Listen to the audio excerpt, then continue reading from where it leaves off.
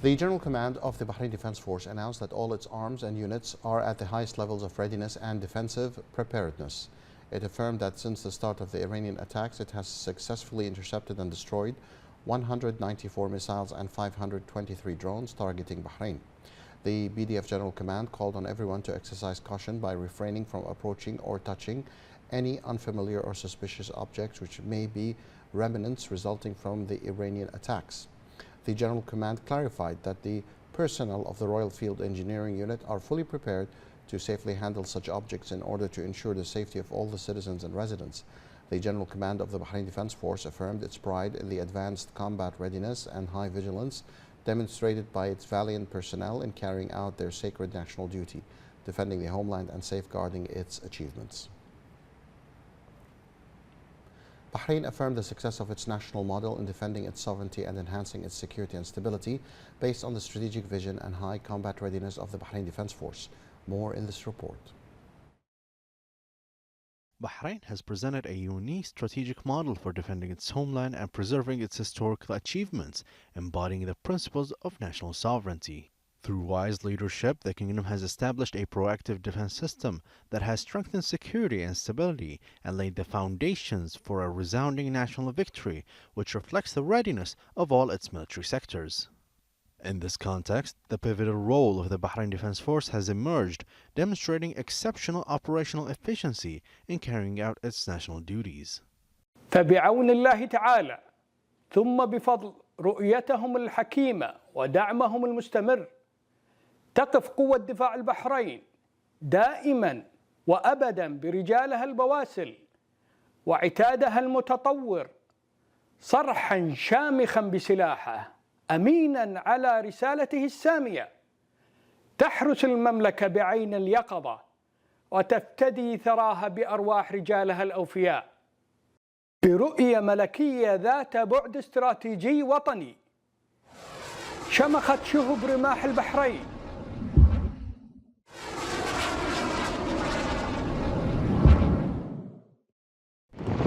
ودرع البحرين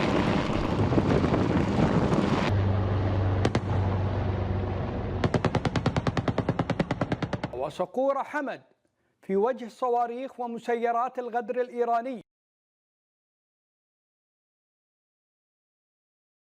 وتقدمت ألويتها نحو المجد والإنجاز وارتفعت بيارقها نحو الشموخ لتظل أيام المملكة كلها أمن واستقرار ورخاء وازدهار.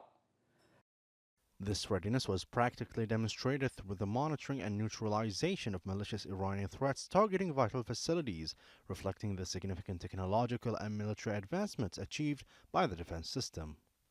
This phase also revealed an advanced level of coordination and defense integration within the GCC, embodying unity in confronting shared challenges and strengthening collective security. These facts confirm that Bahrain is steadily progressing towards consolidating its national security, ensuring the sustainability of its prosperity and its ability to address various challenges. إن الجميع لا يفخر بما يظهره رجال البحرين في كافة الأجهزة العسكرية والأمنية.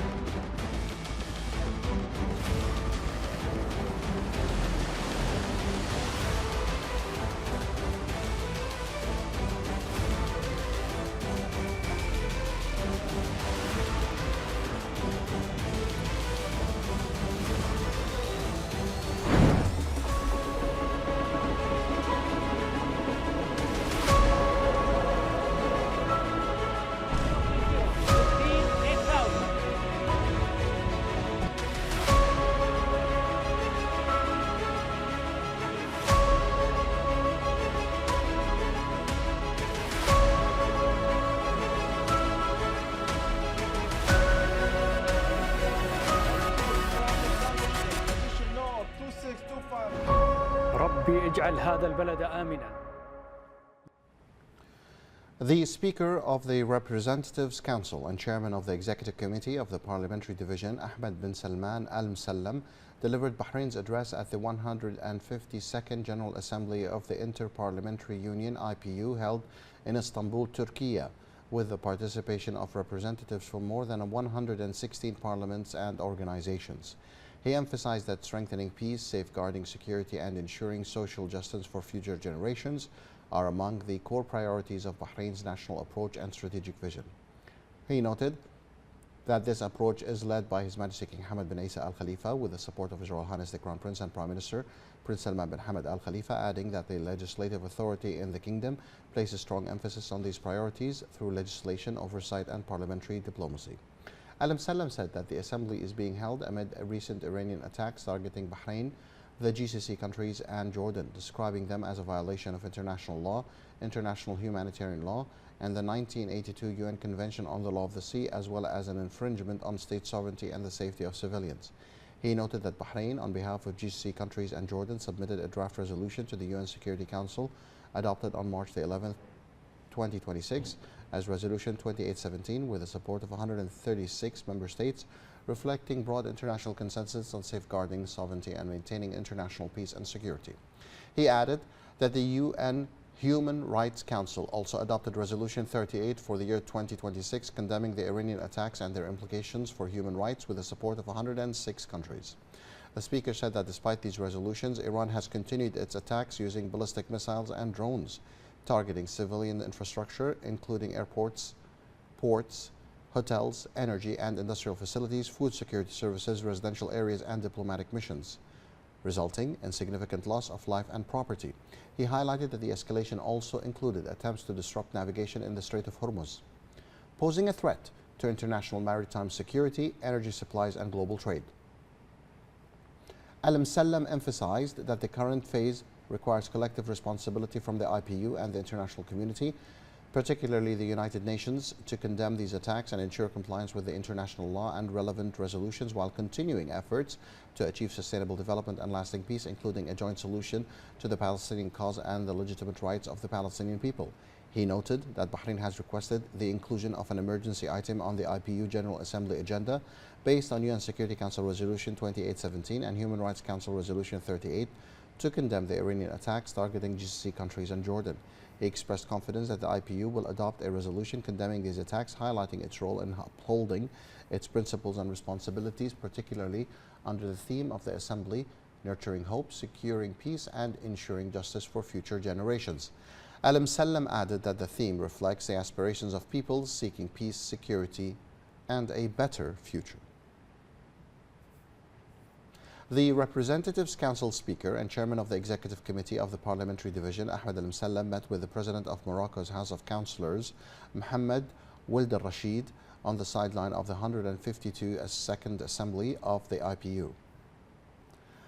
Al Msallam expressed pride in the deep-rooted fraternal relations between Bahrain and Morocco, stressing the keenness to continue strengthening and developing bilateral coordination in a way that contributes to achieving the common interests of the two kingdoms and their brotherly peoples. The Speaker highlighted the importance of closer parliamentary coordination among legislatures worldwide to build unified support for the emergency proposal. For his part, Ould Al Rashid welcomed the continued growth of the Moroccan-Bahraini relations across all sectors and stressed the importance of sustaining bilateral engagement and parliamentary cooperation to advance mutual interests. The Speaker of the Representatives Council and Chairman of the Executive Committee of the Parliamentary Division, Ahmed bin Salman Al Msallam, met the Speaker of the National Assembly of Pakistan, Sardar Ayaz Sadiq, on the sidelines of the 152nd General Assembly of the Interparliamentary Union in Istanbul. Al Msallam commended the strong ties and strategic relations between Bahrain and Pakistan and highlighting the steady progress in bilateral cooperation across various domains.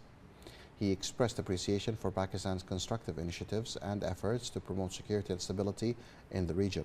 For his part, the Speaker of the Pakistani National Assembly expressed pride in the long-standing relations between Pakistan and Bahrain, affirming Pakistan's commitment to strengthening the cooperation and particularly the parliamentary field in a manner that serves the shared interests and supports the regional stability.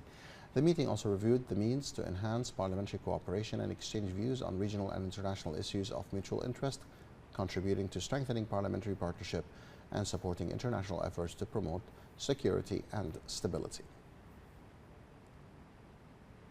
The Minister of Foreign Affairs, Dr. Abdulatif Al-Zayani, received a telephone call from the Minister of Foreign Affairs, African Cooperation and Moroccan Expatriates of Morocco, Nasser Bourita. They reviewed the long-standing and historic close relations between the two kingdoms and discussed the ways to strengthen and develop bilateral cooperation across various fields in a manner that contributes to advancing the shared interest of both countries and peoples.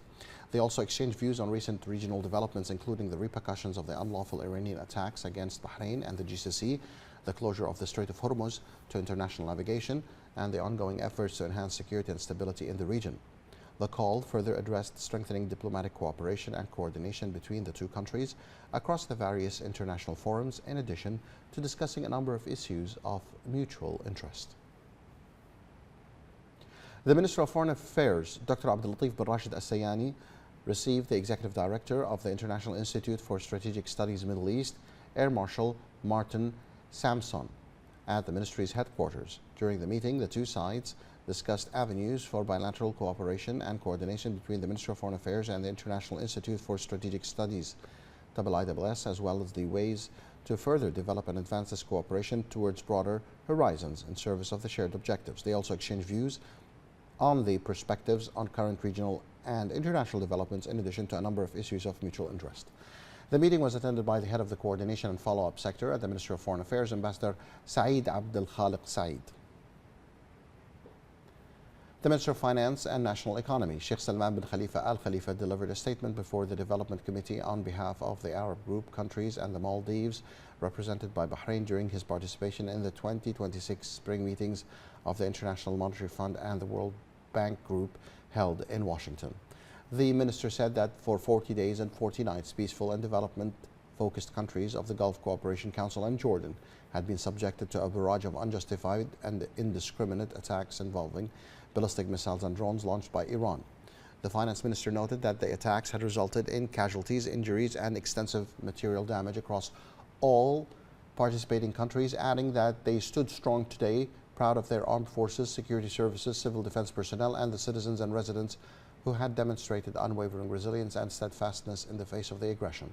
Sheikh Salman bin Khalifa expressed profound gratitude to regional partners who had united in confronting the attacks, to the United States and international allies who had stood by the defenses of their countries, and to the international community, which had sent a clear and decisive message through the historic adoption of the United Nations Security Council Resolution 2817.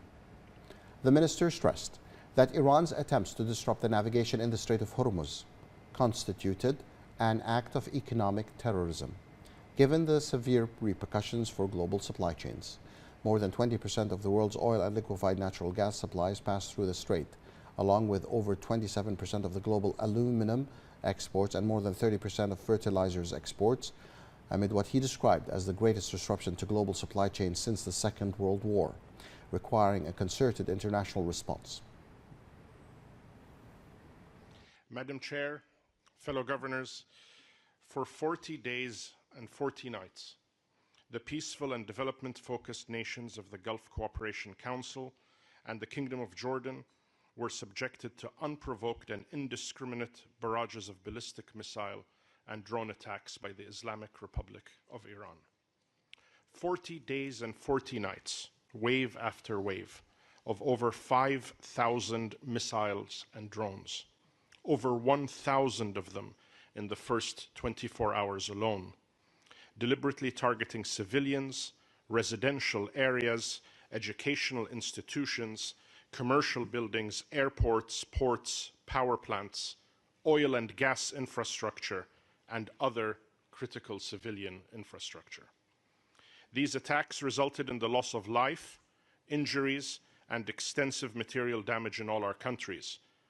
Today we stand strong, proud of our armed forces, our security and civil defense institutions, and our citizens and residents who showed unwavering resilience and strength in the face of these flagrant attacks.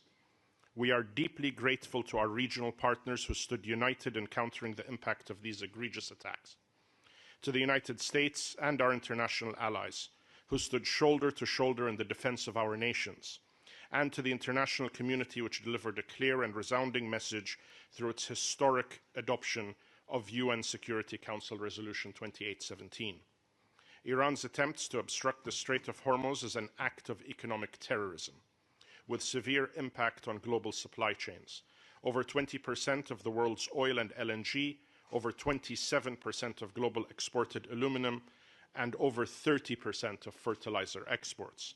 This is the largest disruption in global supply chains since the Second World War, and will need a global effort to address.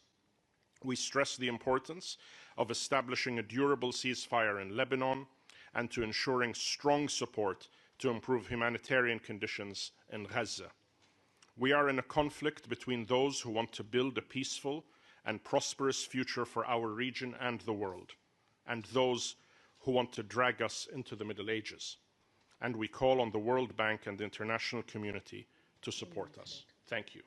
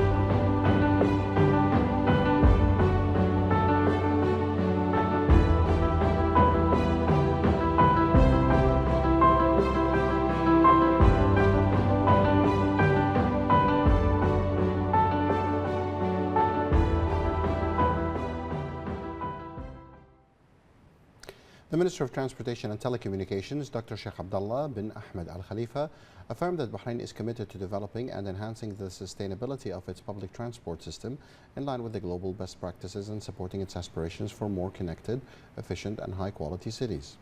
He noted that the World Public Transport Day is an important occasion to reaffirm the vital role of public transport systems in supporting sustainable urban mobility, improving traffic flow and fostering community connectivity. He emphasized Bahrain's commitment to engaging in international efforts supporting sustainable urban mobility and adopting its objectives.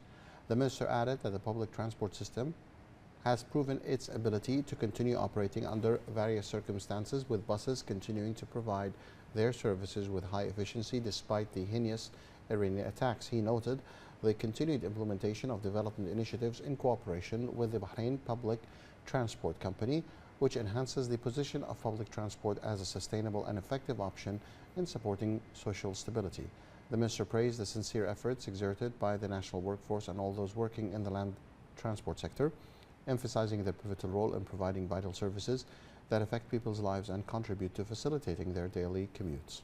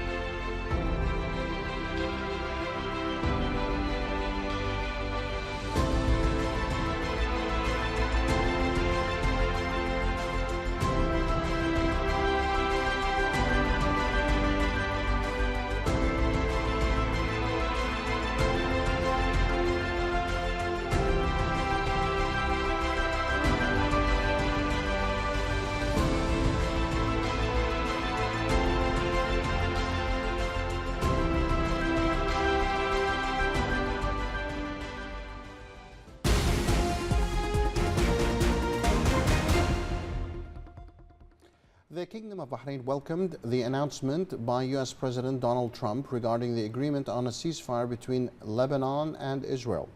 The Minister of Foreign Affairs conveyed Bahrain's appreciation of President Trump's efforts through diplomatic mediation, which led to the understanding, and commended the initiative of the Lebanese President, General Joseph Aoun, to advance the diplomatic track and contain escalation with a view to achieving a sustainable peace. The Ministry of Foreign Affairs affirmed Bahrain's firm position in support of the security, stability, unity, sovereignty and territorial integrity of the Lebanese Republic, as well as its efforts to ensure that arms remain under the exclusive authority of the state. The ministry emphasized the importance of direct negotiations between the Lebanese and Israeli sides under U.S. auspices as a strategic pathway towards achieving a lasting ceasefire, strengthening Lebanese state institutions and extending state authority over all Lebanese territory through the full implementation of the United Nations Security Council Resolution 1701 and the framework of the Ta'if Agreement. It affirmed that such agreements would contribute to enhancing security, stability and prosperity in Lebanon and to reinforcing regional peace and security. Member of the Shura Council and member of the Committee on Promoting Respect for International Humanitarian Law at the IPU, Dalal Al-Zayed, delivered a comprehensive and detailed presentation to the closed meeting of the Committee on Promoting Respect for International Humanitarian Law at the IPU as part of the 152nd IPU Assembly meeting. Al-Zayed affirmed that Bahrain adheres to and upholds international law and international humanitarian law and supports all efforts that promote and guarantee international peace and security while respecting the principle of good neighborliness. She explained to the chair and members of the committee the hostilities endured by Bahrain, all GCC countries, and Jordan as a result of the Iranian aggression, which constituted grave violation and hostile acts that contravene the rules of international law and international humanitarian law and threatens international stability and peace. Al-Zayed explained that these attacks targeted civilians and civilian infrastructure and added that residential areas were targeted, infrastructure was attacked, and vital areas and airports were struck. Al-Zayed also pointed to the targeting of energy facilities as well as the disruption of international maritime navigation through the closure of the Strait of Hormuz and the resulting repercussions for several countries. A delegation from the Bahraini Parliament, represented by the Representatives Council member Dr. Mahdi Shweikh and Shura Council member Hala Ramzi Faiz, participated in the meeting of the Standing Committee on Sustainable Development of the IPU. The parliamentary representatives discussed the committee's draft resolution on building a fair and sustainable global economy, the role of parliaments in combating protectionism, reducing tariffs, and preventing corporate tax evasion. In this regard, the parliamentary delegation emphasized that this draft resolution comes at a critical juncture in the global economic landscape characterized by slowly growth and widening development gaps. The delegation also noted that trade and tax policies have become direct factors influencing employment opportunities, social mobility, and intergeneration equity, particularly from the perspective of young people. The delegation also pointed out that tariff reductions should be implemented gradually and flexibly, taking into account national specificities. They explained that tax evasion by multinational corporations represents one of the most significant flaws in the global economic system, given that it deprives countries of due tax revenues, hindering their ability to invest. Bahrain's parliamentary delegation participated in a discussion panel within the Forum of Women Parliamentarians at the IPU in Turkey. Member of the Shura Council and delegation Hala Ramzi Faiz stated that the escalating challenges resulting from the increase in armed conflicts necessitates enhancing the role of parliaments in protecting the rights of women and girls and empowering them in peace processes and decision making. She emphasized that the importance of transitioning from international commitments to effective and implementable national policies and affirmed that international experiences prove that women are not merely victims of conflicts but essential actors in preventing them, building peace and leading recovery and reconstruction efforts. She highlighted the importance of the Women, Peace and Security Agenda as a comprehensive framework that not only focuses on protection but also enhances women's empowerment as partners in decision making. Member of the Forum of Young Parliamentarians Bureau, MP Hassan Ibrahim, participated in the closed meeting of the Bureau of Young Parliamentarians held within the framework of the IPU General Assembly in Turkey. He called upon parliaments worldwide participating in the 152nd IPU General Assembly to support the emergency items submitted by Bahrain and the UAE. He also emphasized that Bahrain has not been hostile to any country, yet it is being attacked and subjected to a hostile Iranian aggression. He urged parliaments worldwide to adopt a unified international parliamentary stance and approve the draft emergency item condemning the Iranian attacks against GCC states and Jordan, and noted that draft item meets the criteria and requirements for an emergency item and is relevant to current events and circumstances.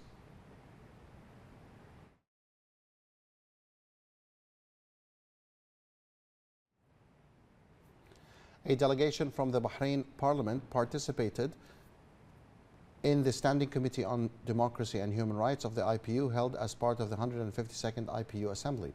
The committee discussed its upcoming draft resolution entitled Inclusive Social Development for All, Parliamentary Strategies to Promote and Empower the Rights of Persons with Determination. MP Dr. Mahdi Abdelaziz Al-Sheikh affirmed that Bahrain offers a leading experience in protecting the rights of persons with determination, stemming from a firmly established national vision that places human beings at the heart of development and believes that achieving social justice is only complete through the inclusion of all segments of society without exception. He noted that Bahrain has been keen to strengthen the legal and legislative framework to guarantee the rights of persons with disabilities, in addition to adopting integrated policies that support social inclusion, equal opportunities, and non-discrimination. He pointed out that legislative authority is committed to continuing to hold meetings with persons with determination to discuss their aspirations and ambitions. He explained that law number 74 of 2006 concerning the care, rehabilitation, and employment of persons with determination constitutes the fundamental legislative framework in the kingdom. He also pointed to the pivotal role played by the High Committee for the Care of People with Disabilities in coordinating national policies, monitoring the implementation of legislation, and promoting the integration of efforts between governmental and non-governmental bodies.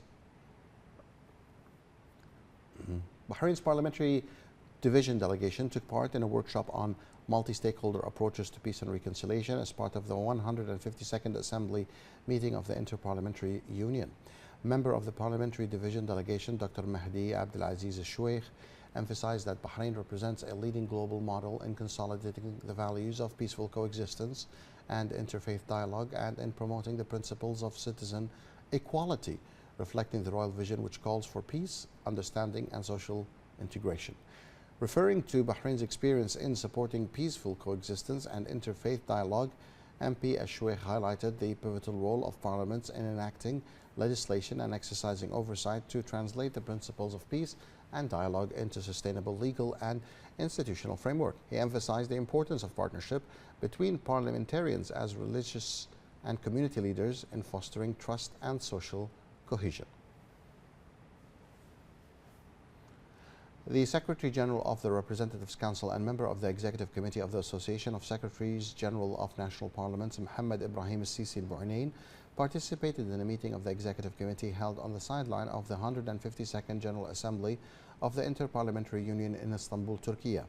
Al-Bu'nain said the Executive Committee approved organizational and procedural items including the semi-annual reports on the Association's activities and programs during the past period, reflecting progress in institutional work and performance development. He noted that nominations were open for the position of Deputy President of the Association within the framework of strengthening governance mechanisms and enhancing participation in leadership roles, contributing to promoting transparency and institutional renewal. He added that the committee discussed proposed amendments to the Association's regulations, approving Arabic as one of the official languages of the Association in a step that supports linguistic diversity and enhances the participation of Arabic-speaking members. He affirmed the Secretariat's commitment to supporting the development of international parliamentary work and strengthening the cooperation and exchange of expertise among parliamentary secretariats, contributing to improving institutional performance and advancing joint work at the international level. A delegation from the Parliamentary Division participated in the meeting of the Standing Committee on International Peace and Security held today as part of the 152nd Assembly of the Inter-Parliamentary Union. During his participation in the meeting, representing the Office of Youth Parliamentarians, MP Hassan Ibrahim Hassan affirmed that the systematic inclusion of youth in post-conflict management is a fundamental pillar for building a just and sustainable peace. He emphasized that the contributions of young people to strategic and institutional planning processes are no less important than officially adopted policies. He pointed out that developing legislative frameworks and national policies that guarantee youth representation in relevant bodies and committees and providing the necessary resources for youth EU-led peace initiatives contribute to addressing the root causes of conflicts and preventing their reoccurrence. He added that the oversight role of parliaments ensures the monitoring of the implementation of relevant national and international policies and promotes intergenerational justice, thereby protecting societies from violence and conflict. Ambassadors of the GCC and their counterparts from the EU met with the advisor to the President of France for the Middle East and North Africa Affairs, Dora Katoti, to discuss recent developments in the region and to enhance frameworks of joint cooperation.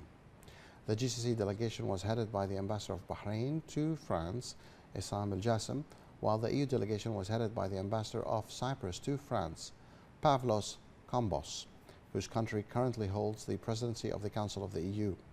Al-Jassim emphasized the importance of the strategic partnership between the GCC and the EU, which serves common interests and supports international peace and security.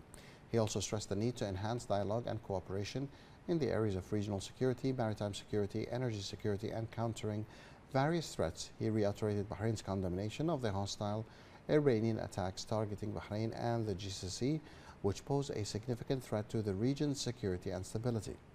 He also highlighted the dangers of Iran obstructing freedom of international navigation in the Strait of Hormuz and the repercussions of this would have on the global economy.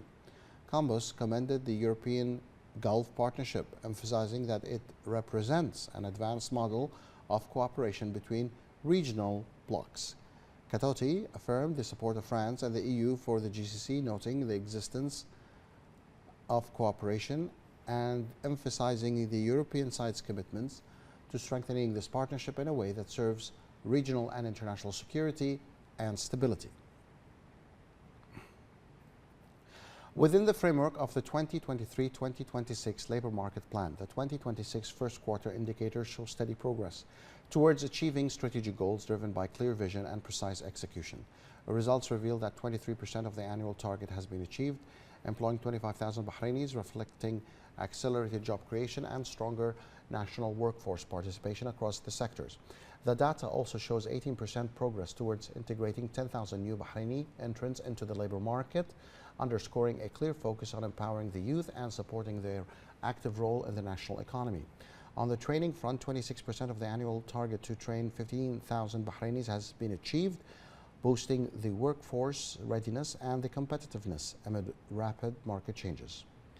These indicators reaffirm Bahrain's commitment to investing in its national talent, aligning with labour market needs and strengthening economic competitiveness in line with regional and global developments.